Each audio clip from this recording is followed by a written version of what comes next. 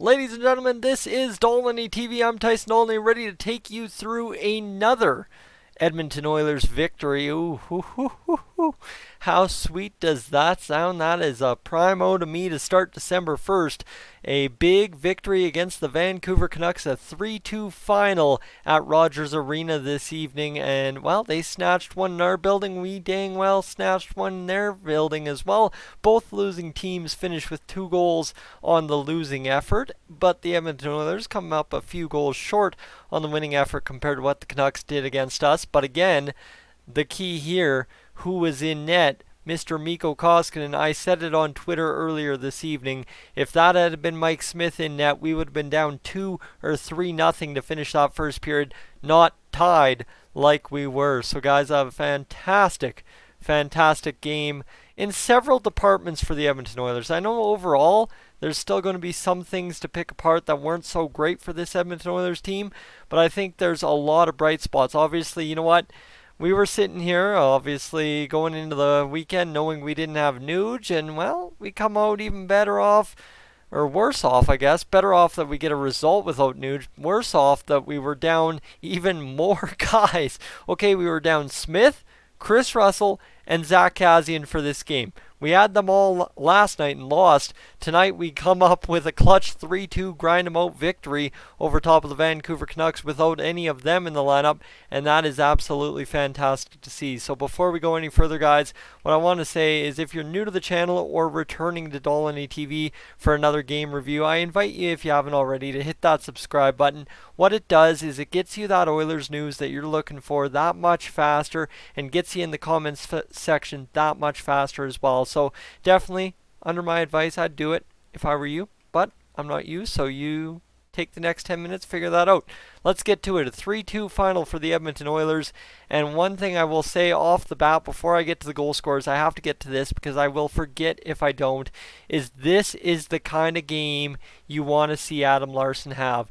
You know what? I believe he was a -1. We'll do the stat check a little bit later, but a fantastic shut it down presence for him, right? The shot blocking was incredible.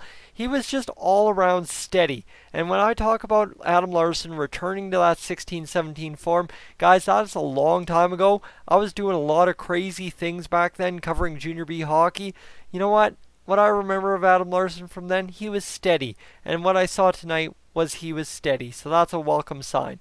Now another welcome sign for this Edmonton Oilers team. You knew it had to happen at some point. We said that all last year with Toby Reeder, but this time it finally happened with Josh Archibald. He absolutely was in the right spot at the right time. Not only was he on the top line with Connor McDavid and James Neal tonight, he found himself parked on the side of the net.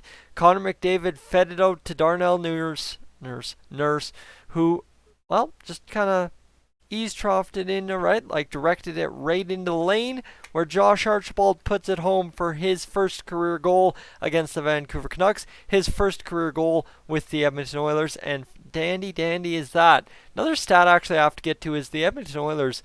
I just heard this one on the end of the broadcast, so I should tell you right now, is the fact the Oilers are 8-0-3 in 1-goal games. Somebody go quick stat check that Oilers record from 18-19 in 1-goal games up until December 1st, and you tell me if we were anywhere near as good as an 8-0-3 record in 1-goal games.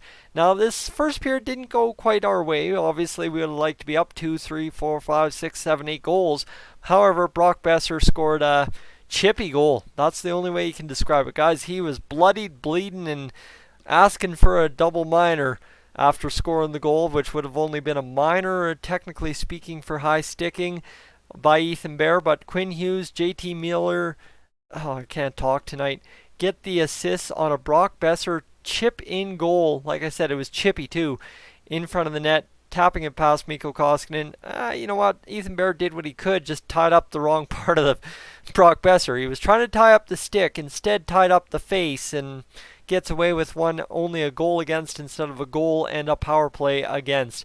Now Josh Levo, he had a little bit of a mini hot streak going. We'll see what happens the next game he plays, because Josh Leivo scored last night, scores tonight as well, his 4th goal of the season. So he scored half his goals against the Edmonton Oilers this year, if not one against us in opening night, if I remember correct. I want to say I remember correct that Leivo scored opening night. I don't have time to go check that, so somebody go stat check that for me. Jordy Ben, Bo Horvat get the assist, but then, ladies and gentlemen, it was a 2-2 game. We were there, done that, been there, lost that game last night. But you know what? This time, the Edmonton Oilers decided to go a different way, and it was the big guns in Connor McDavid and Leon Draisaitl showing up. 2 points each tonight. Leon Draisaitl, though, the key stat, 2 goals on the power play, 13:51 to go in the gone in the second period, his 17th of the season, and Connor McDavid gets another assist. Alex Chiasson credited with a cheap assist as well, kind of that puck chip out of the corner, but hey, for Alex Chiasson, who's just looking to live up to that contract at this point, he is happy to get that assist, and that got Draisaitl his 17th point of the season. And now what also is key is both Oilers guys hit 50 points in the same game. Leon Draisaitl, his 18th, followed 46 seconds into that third period, and just barely missed a power play goal. James Neal, Alex Chiasson get the assist. What a fantastic, absolute goal that was from the Oilers. Started by Connor McDavid, bumper, Chiasson to Neal, and then across for the one-timer backdoor by Leon Draisaitl, which worked twice this game.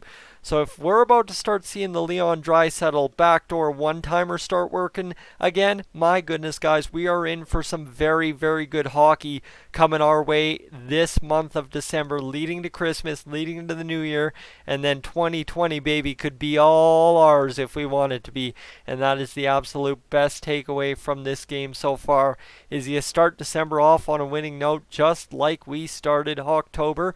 I want to say we started November with a winning note. Yes, we did. We won against the Pittsburgh Penguins. So, you know what? The Edmonton Oilers, to start a calendar month of hockey, are 3-0. It was the second against Vancouver, the second against Pittsburgh, and now the first against Vancouver. How's that for your super stat? The Oilers have not lost the beginning game of a month so far through the first 3 months of the year. Right on. That's fantastic. Let's get to this, shall we? The super stats. The stats you guys like to hear about to see how we were doing. 31-28 the shots on goal for the Vancouver Canucks. It would have been nice if the Oilers could have gotten 2 empty netters.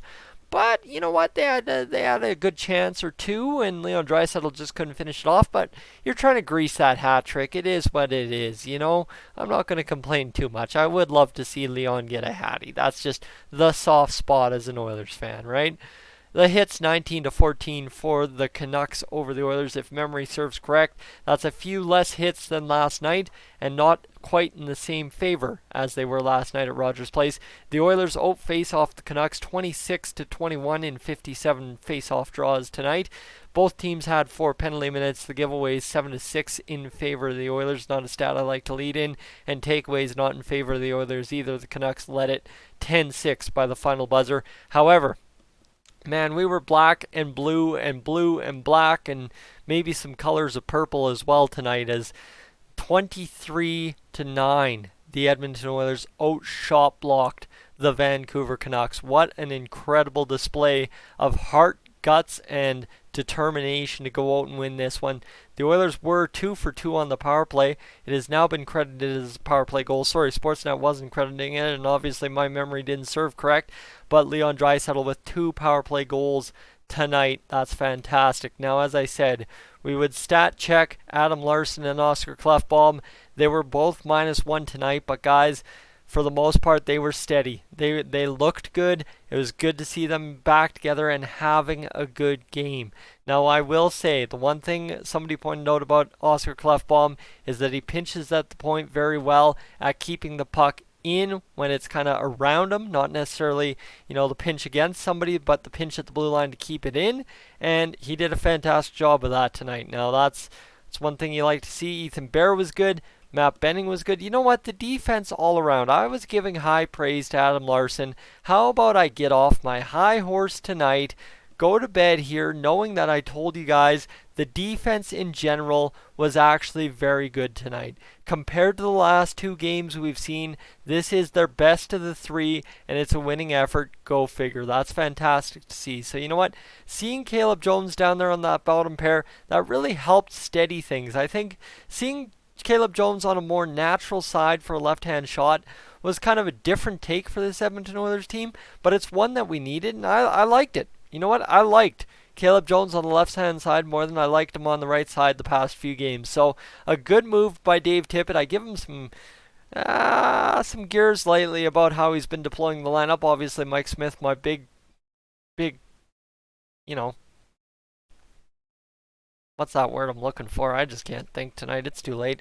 But you know what? Pet peeve. There we go. But you know what? Caleb Jones on the left side. Great idea. Great execution. Just wish Matt Benning would have been able to finish tonight's game. Because, guys, no matter how much I seem to hate on Matt Benning, you never wish a puck to the head on anyone. Guys, you ever been out on the outdoor rink skating around without a helmet and a puck flies by your head? You ever been more grateful to be alive than in that moment? I don't think many people have been.